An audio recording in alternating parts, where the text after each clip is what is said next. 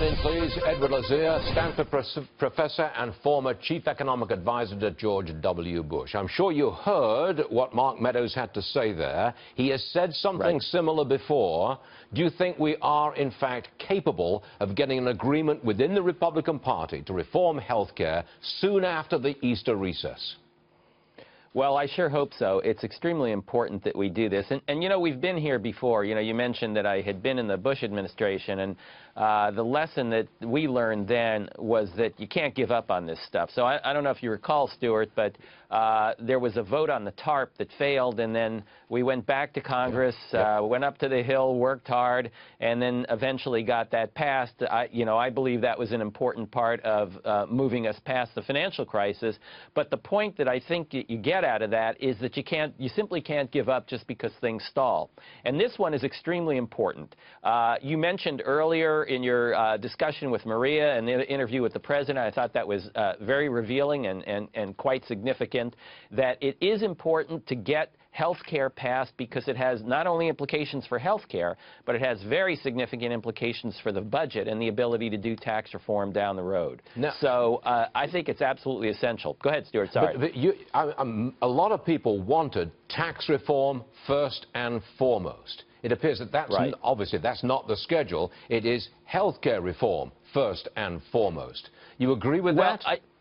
I think the reason that people wanted tax reform first is because the view is, and I think correctly, that tax reform will have the biggest effect on the economy. In terms of growing the economy, tax reform is the most important thing we can do.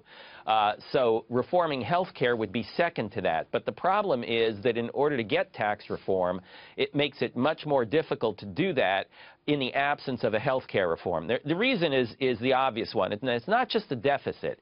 It's the fact that right now the Affordable Care Act increases our spending dramatically over time, and it increases our taxes dramatically over time.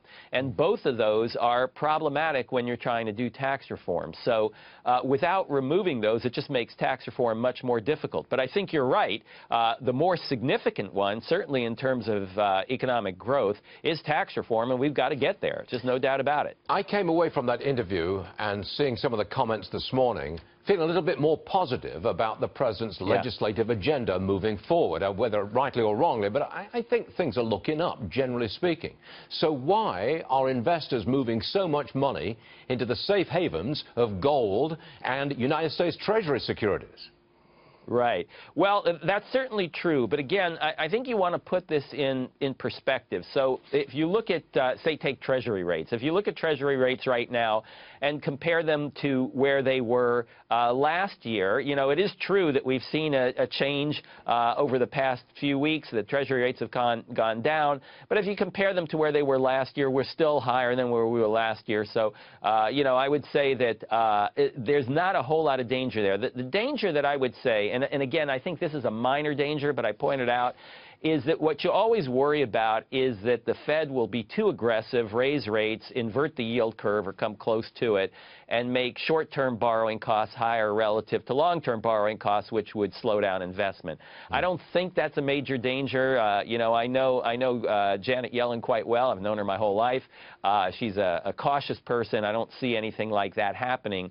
But if I were worried about any one thing, it wouldn't be so much the level of interest rates right now. It would be the rate of the level of short-term rates relative to the rate of long-term rates, and that's a longer, again, an issue that we'd worry about a year from now, not something we'd worry about right now. In 20 seconds, tell me how they treat a conservative in California like yourself. Well, it depends on the part of California. Obviously, in the Bay Area, we're pretty few in number, but you know, Californians are respectful. They're thoughtful people, and we have good, I would say, sometimes heated exchanges, but serious intellectual discussions out here. And the sun always shines. Thank you very much indeed, Edward Lazear. Great having you, sir. Come back again. Thanks a lot. Thank you. Pleasure.